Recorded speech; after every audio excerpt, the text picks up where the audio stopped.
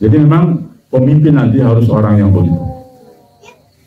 Tidak ada kepentingan politik apa. Bukan berasal dari partai, bukan. Kalau berasal partai sulit, harus hutang budi, harus bagi-bagi proyek. Rekan sekalian, ini memang begitu. Ya. Kenyataannya saya jauh tahu persis karena apa ya, saya pernah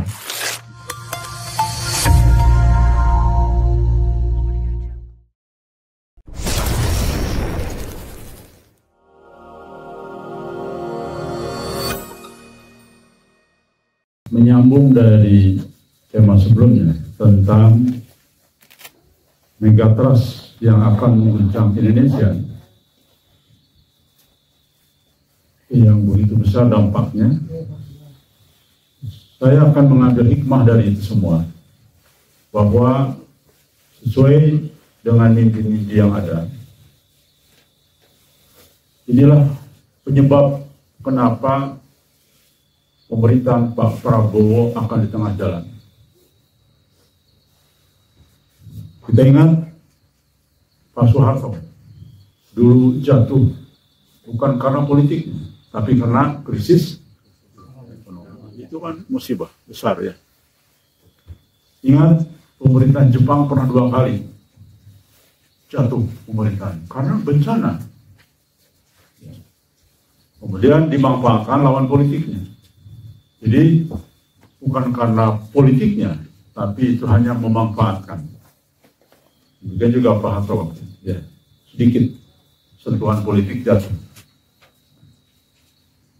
Banyak lagi contoh lain. Ternyata setelah saya pelajari gara-gara bencana.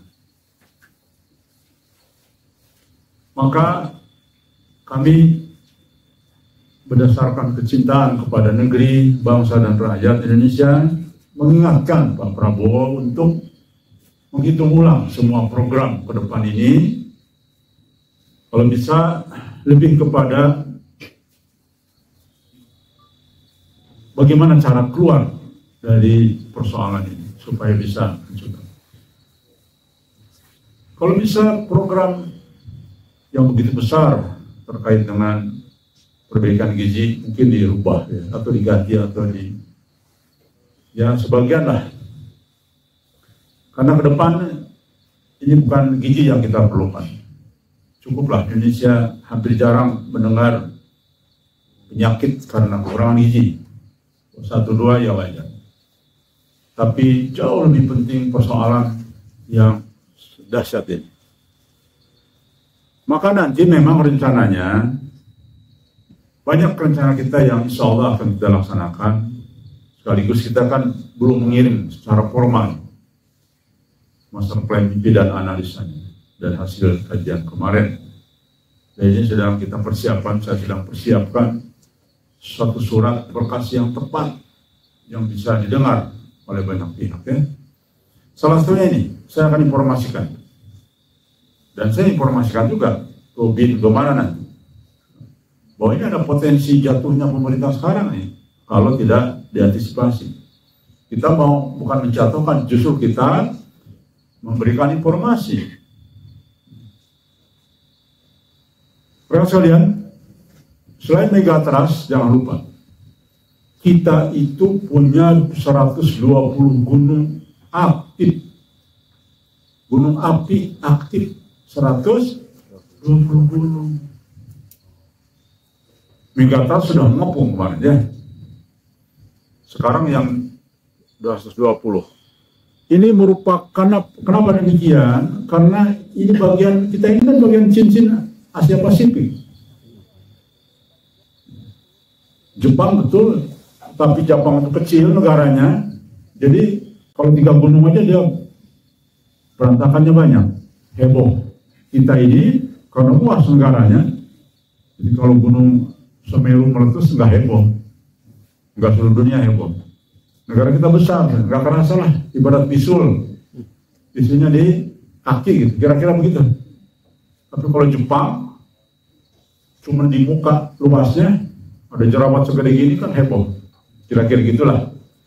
Padahal sebetulnya Indonesia tuh tidak kalah berbahaya dari Jepang dan negara lain. Banyak sekali dulu ya, Gunung Semeru meninggal sampai hampir 100 orang. yang kerusakan sampai puluhan ribu orang mengungsi, belum dampak yang lain. Baik, jangan lupa yang kedua selain gunung api, yaitu banjir dan banjir bandang. Ini banyak terjadi di Indonesia dan kematiannya juga demikian besar dan memakan korban banyak, baik harta maupun jiwa. Selain dari itu, tanah longsor. Indonesia itu kan bukan seperti padang pasir, berbatu bergunung. Nah, ini potensi longsor. Apalagi kerusakan sudah terjadi di mana-mana. Banyak sekali yang kita bisa perhatikan. Kemudian kebakaran hutan juga begitu. Karena kita kan masih banyak hutan. Demikian juga yang lain lah. Baik, ini sekedar mengingatkan saja. Karena temanya kita bukan lagi menganalisa bencana, tapi dampak tambahan selain megatrust adalah tadi. Rekan sekalian, kita analisa bersama-sama. Apakah mungkin megatrust dan gunung meletus juga yang lainnya itu bisa menjatuhkan Pak Prabowo dan pemerintahannya? Ya, teori sejarah mengatakan itu. Sudah saya sampaikan tadi, krisis itu bisa penyebab, apalagi bencana alam. Ya. Jangan lupa,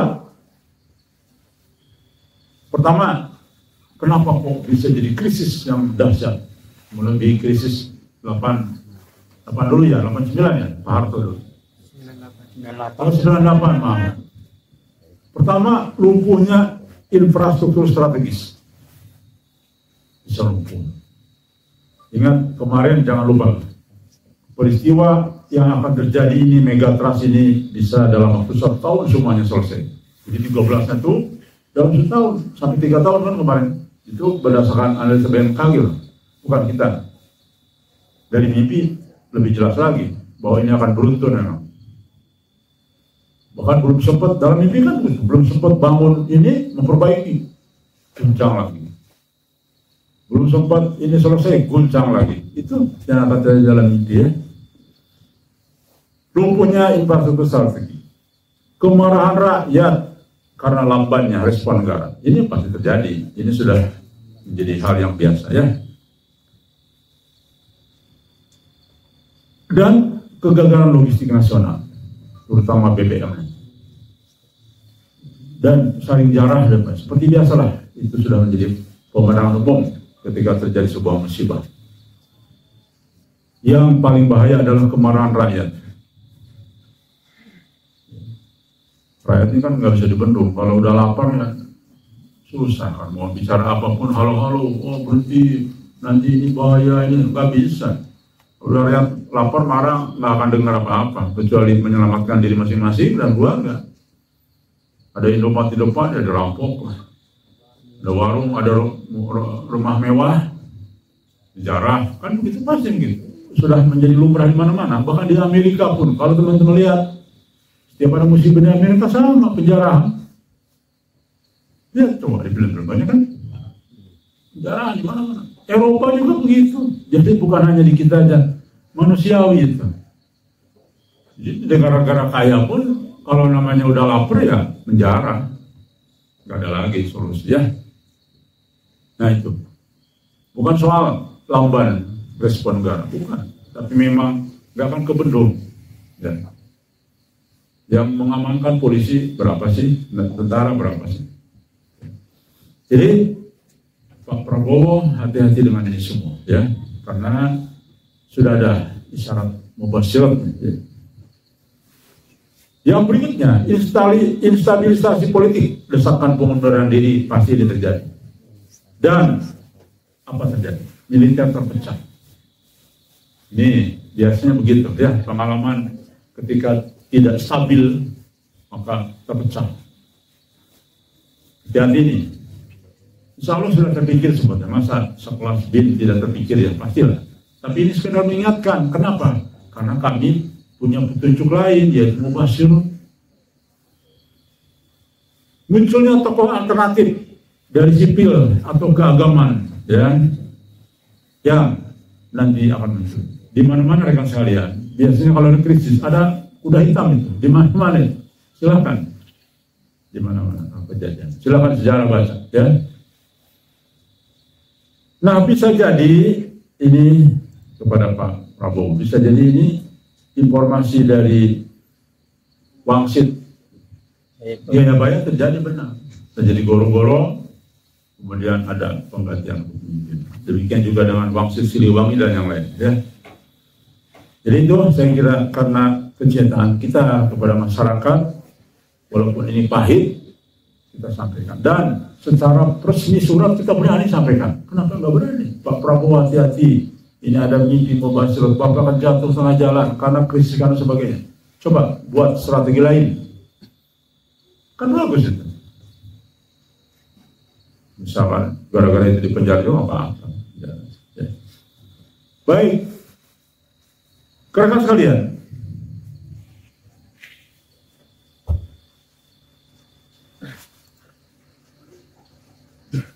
bagaimana perspektif mubasyirat terkait dengan ini semua? Dan dalil isari, indikasi dan mimpi-mimpi mubasyirat. Berdasarkan sejumlah mimpi umat di berbagai belahan dunia, wabil khususnya di Indonesia, muncul isyarat-isyarat sebagai berikut terkait dengan musibah dan kejatuhan kepemimpinan. Ya. Jadi kalau yang lain lah, itu hanya tegak lurus kepada analisa politik murni berdasarkan ilmu. Padahal ilmu kita tahu terbatas, ilmu berubah setiap saat. Tapi insya Allah kami persis membaca ilmu. Dari mana tahu tentang masalah musibah ke depan tanpa harus kita jadi ahli? Dari mana? Bukan. Ilmiah. Dari mana kita tahu? Kan banyak laporan di Google, banyak sekali itu. Cuma tinggal copy paste. Artinya pengetahuan tentang megatrust sama kita dengan pengetahuannya BMKG. Orang BMKG laporan kita kan? Ya baca itu. Sama pengetahuannya. Tapi jangan lupa Pak Prabowo dan jalan menterinya. Kami ada plus-plusnya dari petunjuk Allah melalui mimpi. Jadi kami pasti lebih benar. Makanya seharusnya kalau mendengar ini, ya, pihak manapun seharusnya apa yang kami sampaikan perlu lebih hati-hati didengar, lebih hati-hati untuk serius. Ya. Rekan sekalian, jadi jangan sampai, wah itu dikit cara ngomong tahu aja. Loh, ya memang sama pengetahuannya. Kita tidak perlu jadi ahli. Orang dari mana-mana kita bisa baca report. Detailnya bahkan dibuka kok. Kematian yang akan diperkirakan sekian, pedalaman yang sekian, ada lengkap. Sama pengetahuan kita akhirnya dengan BMKG. Kecuali mereka tidak pernah laporan. Tidak detail, tapi ada. Dan dari banyak sumber, ya. Baik. Apa isyarat mimpi? Saya resume aja, tidak detail. Pembacaan mimpi, satu mimpi bisa banyak. Pertama, banyak mimpi tentang tsunami yang akan datang sebagai bentuk murka Allah terhadap negeri yang dipimpin oleh para pemimpin yang zalim di berbagai belahan dunia ini. Jadi banyak rekan sekalian mimpi bahwa murka Allah, itu murka Allah. Kalau ada orang mengatakan, ya itu kan memang musibah karena begini. Itu bahlulnya luar biasa, ya. Mereka lupa ini semua milik Allah. Mereka lupa ini tentara Allah semua. Ya, lupa. Biasanya orang cenderung ateis yang begitu, ya. Lupa bahwa debu setitik apapun punya Allah. Tidak terlepas dari pemikirannya. Jadi orang yang mengatakan bencana itu tidak ada hubungan dengan murka Allah, dengan murka Allah, orang yang sangat kerdil. Baik, berikutnya, banyak mimpi gunung akan meletus, bumi terbelah, dan kerajaan roboh. Ini disaring merujuk kepada keruntuhan otoritas dunia. Ke depan itu, wahai Pak Prabowo dan para pejabat negara, dan juga kepada dunia, ke depan itu,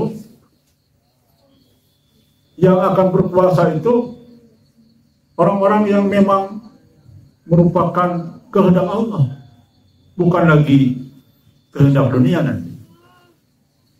Akan rubuh.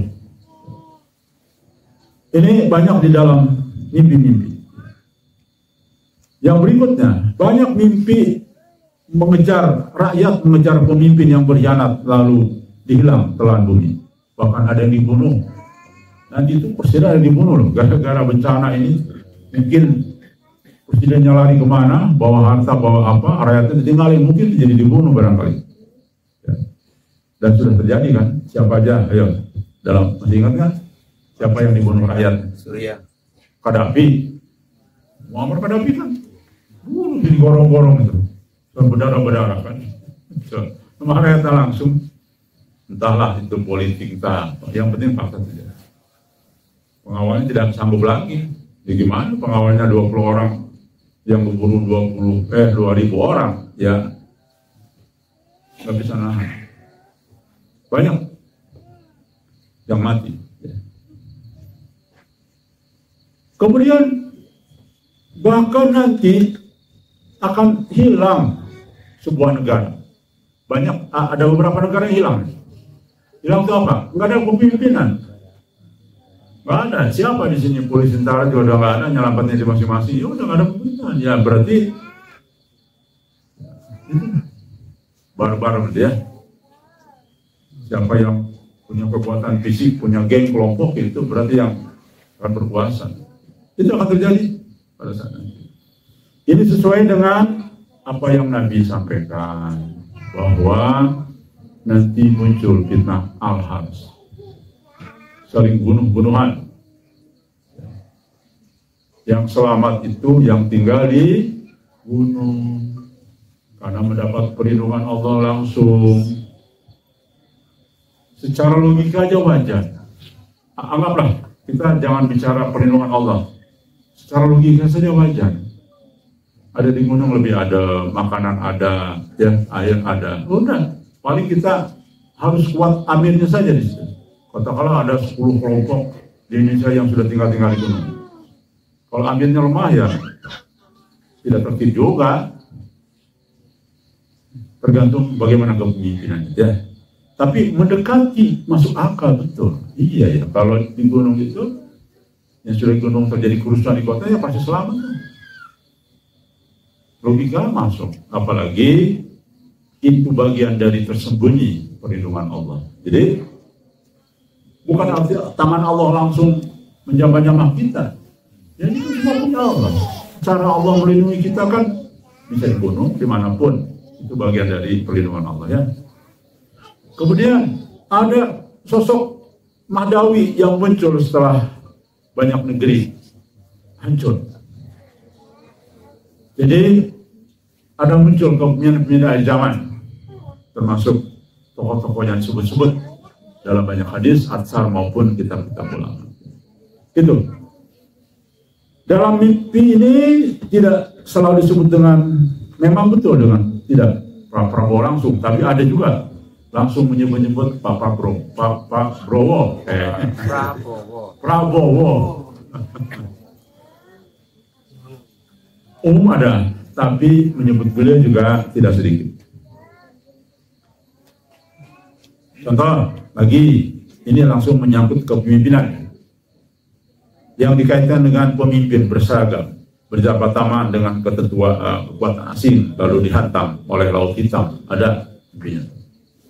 Ini artinya akan ada peristiwa keruntuhan kepemimpinan, bukan hanya Indonesia, tapi di berbagai belahan dunia lainnya.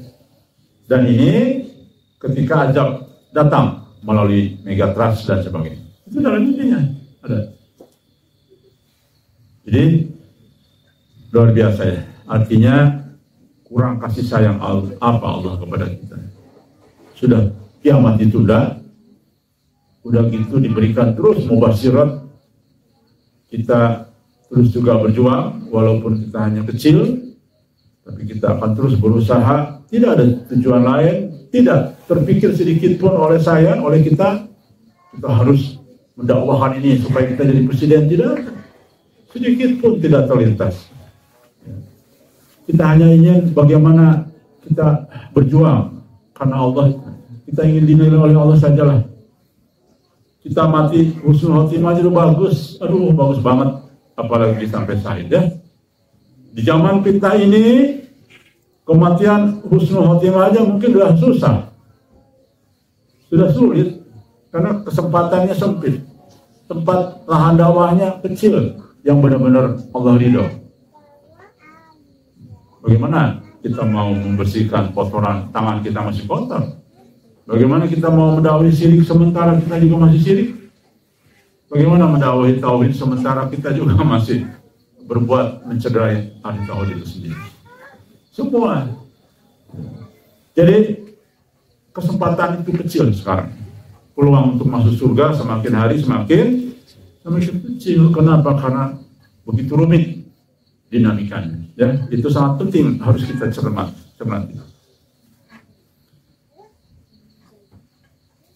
Bahkan di dalam Quran surat Al-Isra ayat 16, dan jika kami hendak membinasakan sebuah negeri, maka kami perintahkan kepada orang-orang yang hidup mewah di negeri ini untuk taat, tapi mereka malah berbuat maksiat di dalamnya. Jadi diguncang sebuah negeri itu untuk supaya mengingatkan, tapi mayoritas manusia memang seperti itu. Kenapa? Karena tidak beriman. Oh, itu kan bencana alam biasa, gak ada hubungan lah dengan Allah. Masya Allah, serendah itu, bahkan begitu, tidak ada persangka baik. Makanya kemarin dalam kuliah pertama di sini dengan mata kuliah yang memang khusus mata kuliah untuk akhir zaman, disebutkan kita kalau mau menjadi kelompok rohani, maka salah satunya berprasangka baik kepada apapun yang terjadi. Semua Allah, hubungkan semua dengan Allah. Itu baru adalah orang-orang pilihan di ujung zaman. Ya. Dan sebaliknya, orang yang semakin jauh dari Allah pasti ngomongnya gitu. Wah, tsunami lah, nggak usah ada beban ajab-ajab. Kan banyak, mayoritas rekan sekalian begitu pemikirannya. Silakan cek. Karena mereka nggak masuk akal. Ya itu kan sudah ketahuan, memang itu dulu pernah bencana, tinggal gesekan bumi, sekian begitu. Ya mungkin orang BMKG sendiri semakin tinggi ilmu biasanya kan semakin tidak yakin. Nah itulah mayoritas kita ya. Lihat, disindir sama Allah ya. Di dalam Al-Isra ayat 16. Jadi kami yang membinasakan sebuah negeri, membinasakan dengan alam, dengan bencana dan sebagainya. Tapi orang-orang yang hidup di negeri itu ya mereka tetap lalai karena nggak yakin dari Allah ya. Jadi ketika pemimpinan elit berkuasa zalim, maka bencana datang sebagai azab kolektif.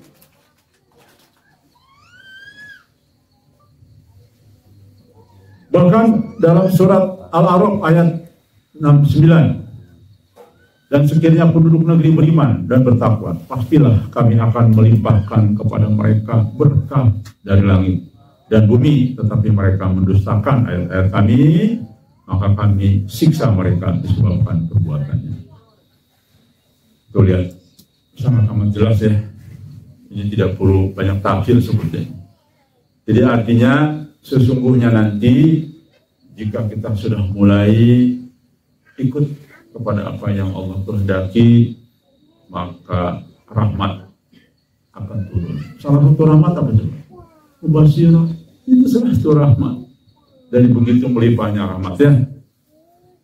Makanya benarlah kata Allah juga di dalam surat Ashabul Kahfi. Kalau kalian sudah pindah, maka informasi dari Allah akan terus mengalir. Betul. Kemarin kan kita terima mimpi, harus segera menanam pisang di sini. Tuh, Masya Allah. Kan detail dari Allah itu. Benar, saya coba browsing di internet.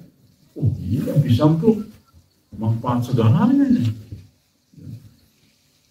Jadi dari batang bisa dimakan, dan sumber airnya banyak itu pisang.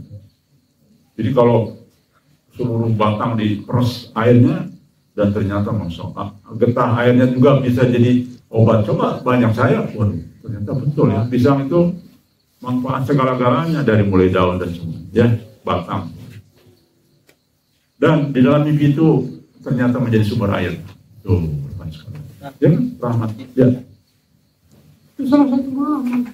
Jadi kalau kita patuh kepada Allah, Allah kasih terus informasi. Baik. Termasuk tadi coba mimpi yang disampaikan Mas Aan. Itu mimpinya dahsyat. Benar kata kita dulu ya. Hati-hati nih, jangan-jangan Dajjal itu juga nanti banyak mimpi. Ya, kan rujukan ulama harus sama dengan konteks itu semua. Pertama, minimal membenarkanlah Dajjal itu muslim, seperti yang kita katakan berkali-kali. Yang kedua, kayaknya ini Dajjal itu dari mimpi juga banyak nih. Gitu. Jadi benar tadi permasukkan akan sama. Walaupun mungkin yang di sono lebih gagah, yang lebih ganteng, lebih berani barangkali, atau lebih punya karisma. Beda dengan yang di sini kita, ya. Tapi minimal ada kemiripan. Dalam mimpi itu kan kemiripan. Mirip tidak harus sama, cuman langkahnya kelihatan sama. Di sana ada yang mimpi. Wah, lebih meyakinkan ini nih. Mimpinya lebih hebat nih, meyakinkan. Yang ini, udahlah, tidak nyambung kelakuan sama itu, kan begitu. Kalau ini nyambung nih, soleh, ya, udah gitu berwibawa, udah gitu pengikutnya mulai banyak dalam waktu cepat. Nah, inilah al-mahdi sesungguhnya. Begitu nanti. Oke, terhadap kaitan tadi, interpretasinya adalah ketika penduduk menolak kebenaran dan tidak percaya pada peringatan langit melalui mimpi. Peringatan langit melalui mimpi. Terutama peringatan terakhir. Peringatan sebelumnya melalui Quran dan hadis ya, sebanyak. Karena sekali lagi, komunikasi Allah dengan manusia itu adalah inspirasi, tapi inspirasi susah kan, nggak ada takwilnya. Kepada kita masing-masing nih, susah. Ini dari Allah bukan inspirasi, susah menilainya. Tapi kalau mimpi, gampang. Jadi lebih meyakinkan petunjuk itu dari mimpi. Kenapa? Karena mimpi bisa diuji. Coba kalau inspirasi, Masaan dapat, saya kan dapat inspirasi, harus begini. Susah, kita harus gimana nih? Harus dianalisa ilmiah lagi jadinya. Tapi kalau mimpi nggak usah. Yakin mimpi dari Allah, lalu insya Allah tinggal ikuti ya. Baik. Di dalam hadis riwayat Muslim, akan datang kepada manusia tahun-tahun yang penuh dengan tipu daya. Para pemimpin mereka adalah dajjal-dajjal, ya, kecil. Kemudian kesimpulan akhir dari konteks yang bab pertama, yaitu apakah mungkin musibah yang terjadi saat ini, baik megatrust maupun gunung meletus, banjir bandang, dan lain-lainnya, termasuk krisis ekonomi, dampak, krisis sosial, krisis politik. Saya kira semua orang-orang di pimpinan-pimpinan negara ini kan banyak berorganisasi, ikut latihan kepemimpinan, tahulah semua ini. Teorinya tahu semua. Nggak ada yang nggak tahu. Jadi jangan teman-teman bilang, ini pimpinan negara ini bodoh-bodoh semua. Jangan, mereka pintar-pintar. Siapa bilang? Saya tahu kan, pernah bergaul dengan mereka. Jadi pintar-pintar tahu semuanya. Tetapi sekali lagi mereka tidak percaya dengan syarat, maka hanya sekedar tahu. Karena kan, itu kan kapan, tidak tahu kita bangun aja lah. Nah, artinya apa? Mengabaikan peringatan dari Allah. Kalau hanya membangun saja, terjerumuskan kepada hukum dunia. Tapi kalau digabung, membangun sekaligus menangani usaha sirat, bukan hukum dunia. Oke, membangun betul, jembatan perlu.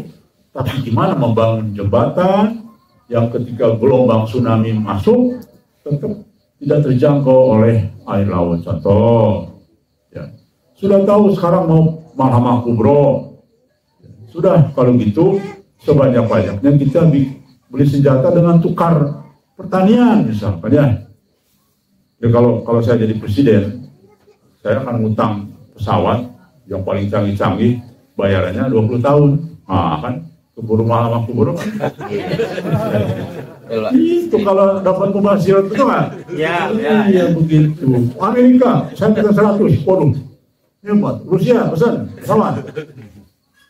Kan kita udah tahu, paling 2 tahun lagi musnah semua.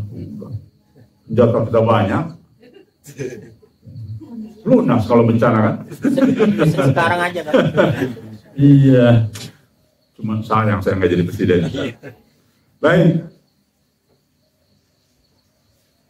bencana itu memang tidak akan pernah diduga.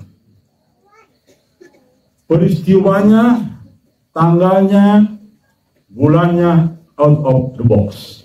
Tidak pernah bisa diduga orang lain. Itulah biasanya Allah membuat kejutan terhadap orang-orang atau kelompok atau pemerintahan yang bebal.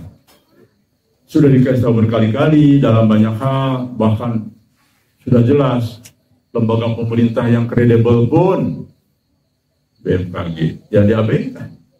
Mari saya penasaran.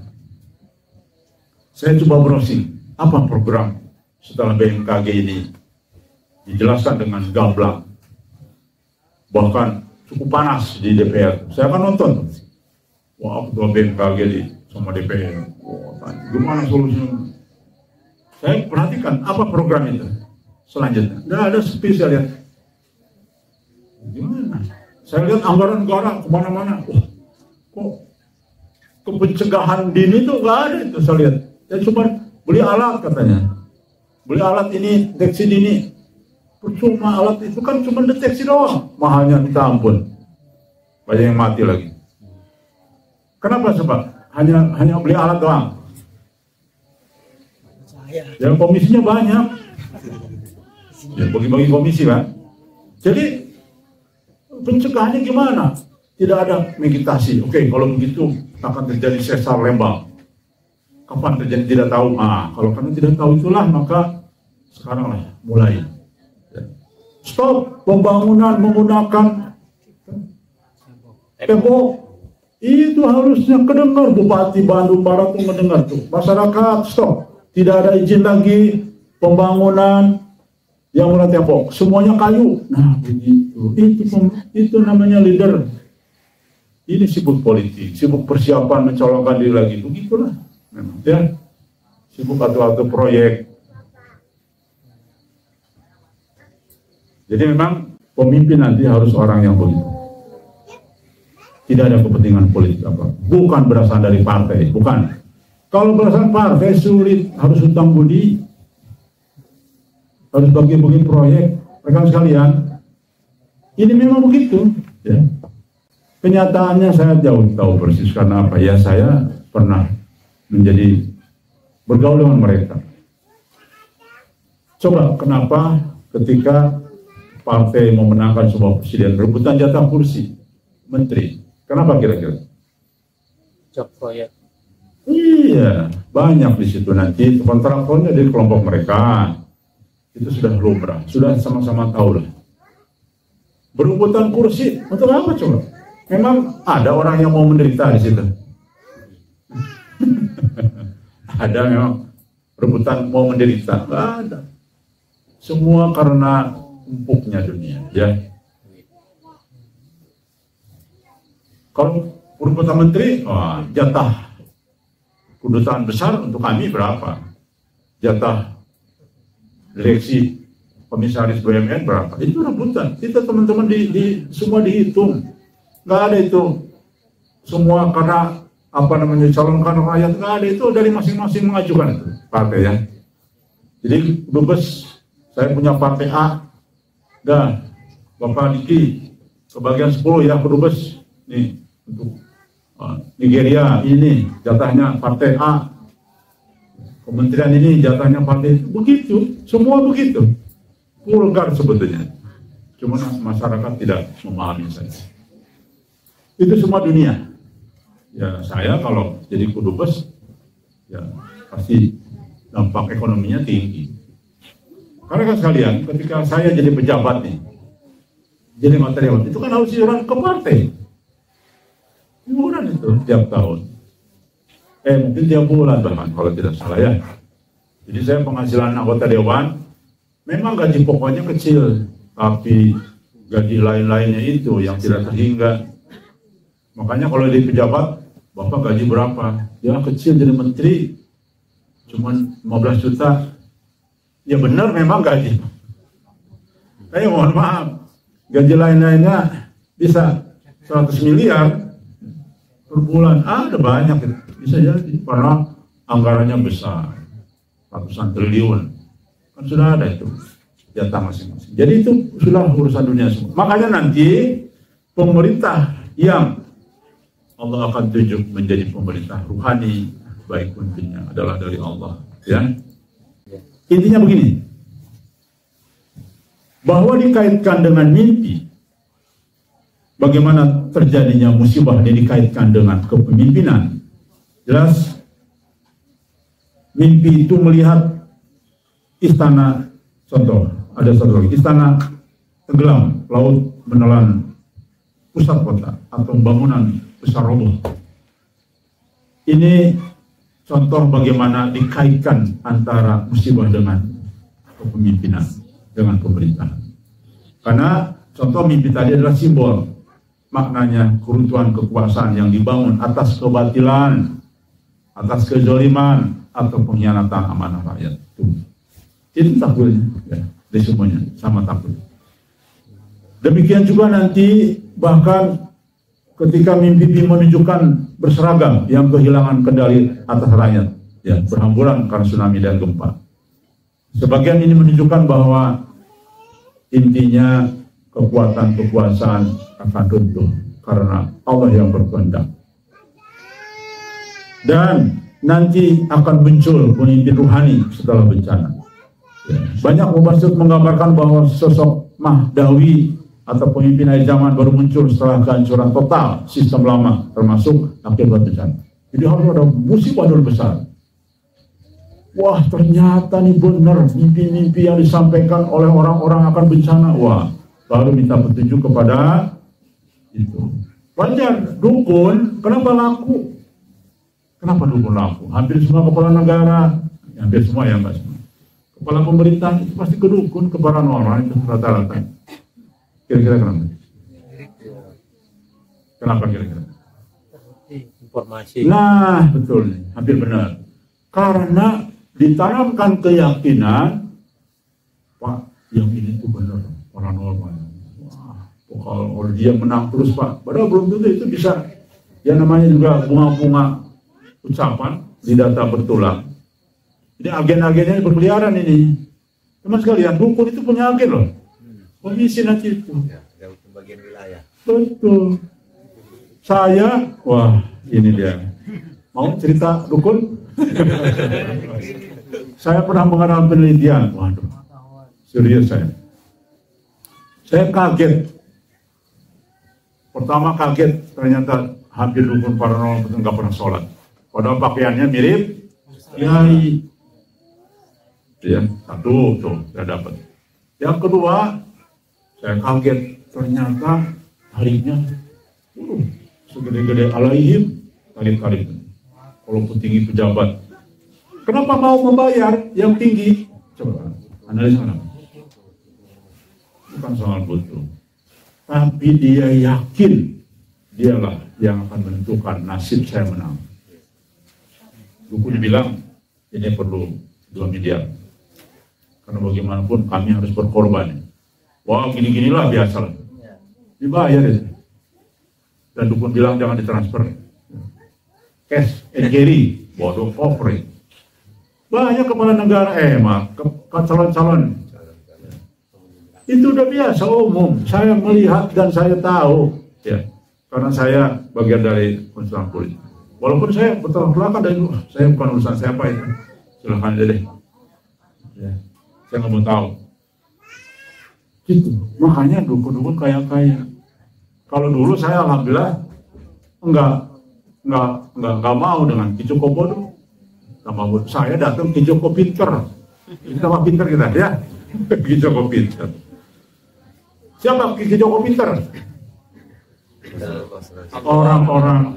Iya betul. Itu Ki Joko pinter namanya. Jangan-jangan ada yang nyebut saya dikit sana Ki Joko pinter. Nilai dia. Jadi artinya bahwa langit mengguncang bumi sebagai peringatan terakhir bangunan kesombongan manusia hancur. Maka saya dari bukit muncul, umat pun berpaling dari istana menuju tenda. Tuh, lihat. Jadi penafsiran lah. Ini kan, coba perhatikan. Saya kutip ya, dari sebuah penafsiran. Langit mengguncang bumi sebagai peringatan akhir terakhir. Bangunan sombong, manusia hancur. Maka cahaya dari bukit tuh, muncul. Dan umat pun berpaling dari istana menuju tenda. Oh, dahsyat ya? Masya Allah, ini merinding bahasa.